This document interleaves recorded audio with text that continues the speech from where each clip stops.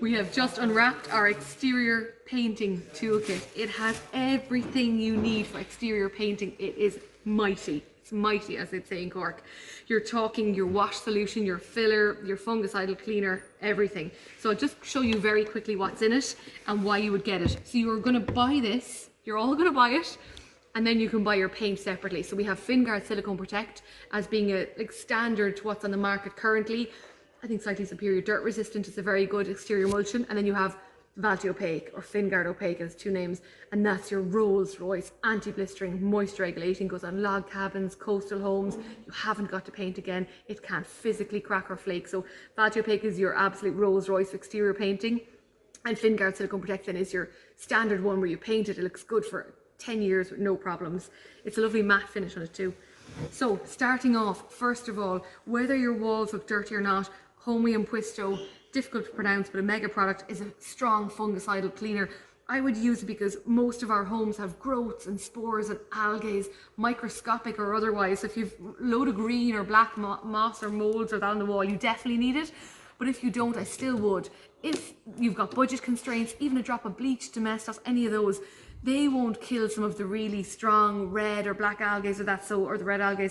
So I would invest in it if you can. It's just a belt and braces. Your wall will be immaculately clean and there won't be any like living microorganisms or bacteria on there. So that's that first. So we have washed the wall, power wash that off, let the wall dry, and then filler.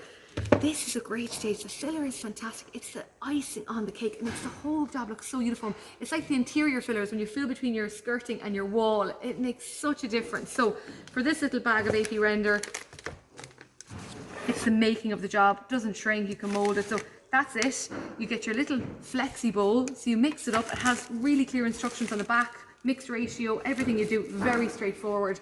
Mix in that bit of water, stir it up, and then when you apply it, I'll show you what you apply it with now. Your little, here we go. Lovely, flexible filling knife. So she's a lovely one.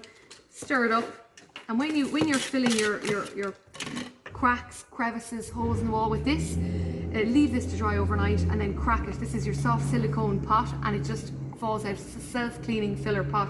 Keep that for all your interior projects as well. So we've mixed up our filler, put it on with our filler knife. That's it. We've filled all that. Next along, if you need to do any scraping as well, before you fill those cracks or holes or anything, use your crack rake and just scrawl back. So if this was a hole in the wall, I'd just scratch around it to get any friable loose material off. Spaw back the crack to a firm edge. So if there was a long little winding crack, I'd spaw that out too. Track the crack. So if there's a crack along here, I'd follow the crack and just roughen it out. Brush it down with a yard brush or anything nice and soft, like a soft bristle dusting brush, and then fill it. This here is a brilliant tool, and it comes in that kit, and you're gonna just love it. It has everything from a bottle opener to a roller cleaner to a scraper, a concave scraper, convex scraper, everything. There's your little scrapers on the edge of it. There's your crack rake. You can use here for opening your paint can lids, here for your beer, again convex one and your concave one, and here's another concave one. Concave is in, Laura's going to assist me here now, the difference in concave and concave. I think concave is one that goes in. Anyway, this one's for cleaning your roller. So let me show you. I'll have this on a 4-inch frame, and you just scrape down over your pot of paint and let the excess paint go back into your paint tray or into your paint tin, and then over your faucet of water, and the same thing. Swipe her down and give her a good cleaning. So that comes with it. Next, you're going to mask off.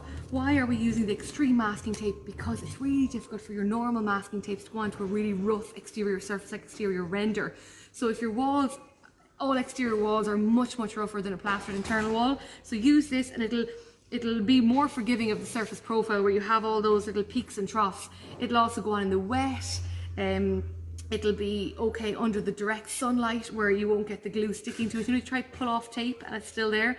So it's worth it. They're not cheap, they're expensive, but it comes in the kit and it's well worth having a good tape. Relationships are saved over good masking tape. Now you're onto your painting. We've washed the wall, removed all the fungicides and bacteria and that. We have filled, we have masked. Oh, right, so you've masked all around your windows, your window frames and your window sills. This bad boy then, put this down. This is specifically for outdoor. So here's a strong tape. I put the tape at the edge of the building where your plinth is, and then you pull back this plastic sheet and it'll cover all of your pathways. So see here, this is 110 millimeters, so 1.1 meters by 20 meters. So it's fantastic. So you're going to pull this out. So if this is the house here, I'll put down this sheet here at the edge of the path where the path meets the wall, and then I'll pull back the plastic, and I'll have 1.1 meter depth of plastic covering my path or my patio, and then I'll have 20 meters run of it. So it's fantastic. It's a really nice little addition. Then you're on to painting, guys. Then you're just looking at there, you have your multitasker. There's a lovely little holder there where it sits on the edge of your can when you're going off your coffee break. So this one, large brush. Again, if it's an uneven surface, you can get a really big area covered quite quickly. And then the king of all rollers that I've ever met in my life, Captain Chunk, look at that. So you're going to get on far more paint, got a solid core, layer of foam, and a really luscious long pile. So again, same thing, make sure when you have it, I won't take that apart there now, but make sure when you have it, you dip it in the paint and roll it, submerge it completely in the paint. Keep dipping and rolling, and then roll off the excess slightly on the grid, get a couple of free rotations, so there's no excess, and on you go. Don't start down where the plinth is, start a third of the way up so you're getting rid of the excess, come down, up you go the full length, and dip again. Don't stretch it out. When you stretch out the paint, all you're doing is giving yourself more labor, putting on more coats. You want to get on 2 nice big heavy coats ideally, and on you go. This is nice because it moves and flexes. So if you've got a rough render outside, which people do, you're going to get more paint on. That is your exterior painting kit. I think you should buy it for your father, your sister, your friend as a new home present for yourself. Literally has the best of kit. Sorry, one more I forgot about, the lamb's wool. It's a synthetic lamb's wool. It's a really long pile, gets on load of paint, and again for nice areas like your window ledges, in and around your window sill. She's a beaut. It's a great kit. Thanks.